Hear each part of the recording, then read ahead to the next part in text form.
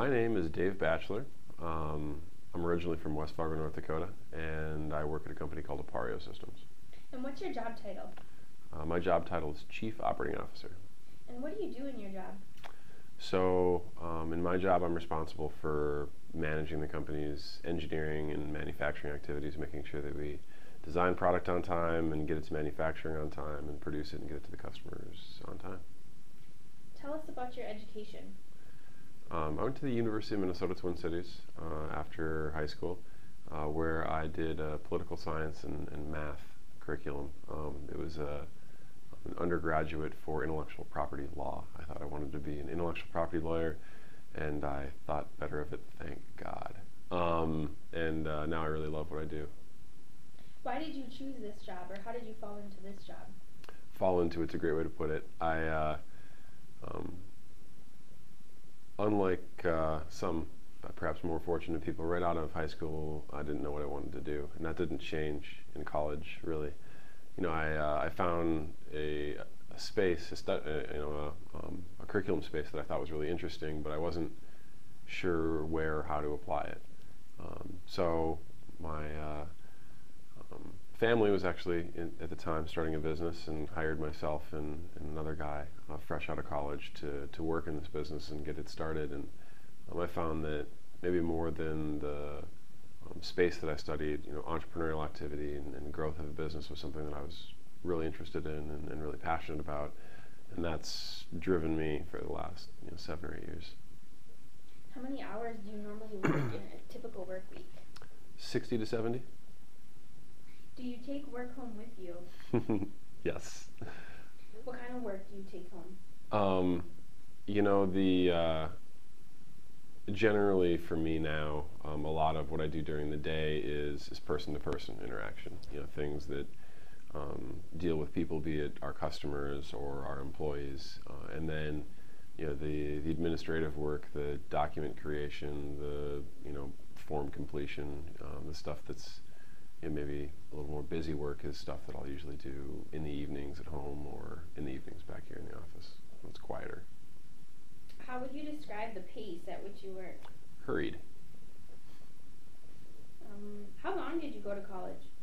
I went to college for 4 years, but I was motivated to get done in 4 years. Increasingly, I think that the 4-year undergraduate degree is becoming something of the past. Where a lot of disciplines now, a 5-year undergraduate is expected, and I really wanted to get done in 4 years, but I didn't know what I wanted to do. So I started with one major, and a semester later I switched to another. A semester later I switched to another major. 2 semesters later I switched majors again.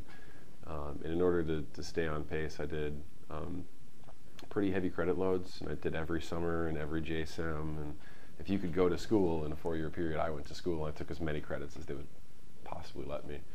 Which was great, I think, because I got exposed to a lot of things I wouldn't have otherwise, and every credit after 13 was free, so I got a lot of free school. But at the same time, it was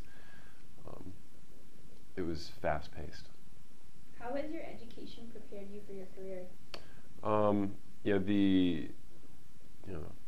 More and more there's a focus on STEM education, science, technology, mathematics. They're really a big focus, and for good reason. That's where a lot of the growth opportunities are. We're a knowledge-based economy, and the creative and innovative and engineering and design roles are really where things are growing right now. For me, although I found I could do when I started as an engineering major and I was capable of the coursework, I really wasn't excited about it.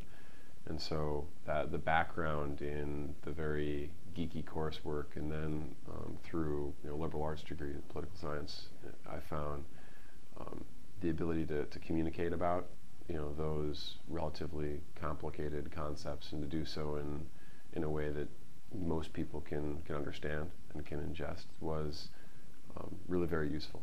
And so sometimes people have a hard time, I think, associating liberal arts degrees with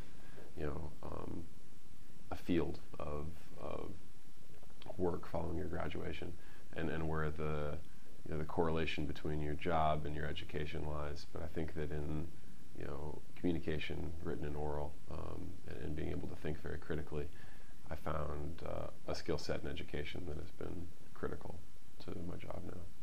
What were your favorite classes in college, if any? You know, my favorite classes had to do with anything writing intensive or business management or strategy, I think broadly. You know, the courses that were very demanding from a writing perspective I found to be both most interesting but also most useful. They through the course of one of those courses as opposed to, let's say, macroeconomics, I found that personally I grew a lot more because the professors were a lot more demanding because the right answer was a lot harder to find. What goals do you have in your career? My career goals and our business's goals are kind of one and the same. We started a business and wanted to grow a very substantial and interesting concern right here in Fargo, and that can be a challenging thing to do. So my goals are to see the growth of this business forward and to create a business that lasts. I think today when a lot of people found businesses, they're thinking about some kind of exit event, where you get some investors and you grow this business up and you sell the business to somebody else and make some money and kind of repeat it, the build and flip model.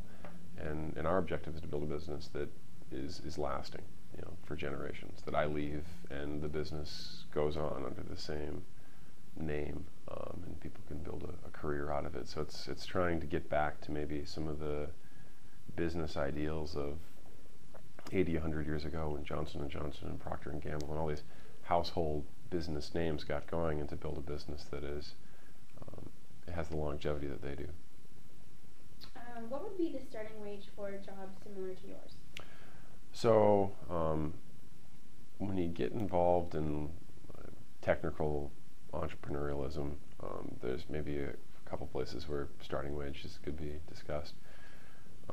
At Appareo, we have technical writers, we have got software engineers, electronics engineers, mechanical engineers, and generally engineers' starting wages are in the $45 to maybe low $50,000 range right out of college, and that is maybe a higher end of the right out of college starting wages. Anything with a liberal arts background, like if you're in technical publications or like purchasing, you may be in the low $30,000 up to $40,000 starting wage. And I think as you look at broadly different things you can get involved in, those STEM education paths pay more right when you get out of college. It's the supply and demand thing. We're underserviced as an economy in those technical disciplines, but we have more liberal arts and business graduates than maybe we need, so the starting wage there is a little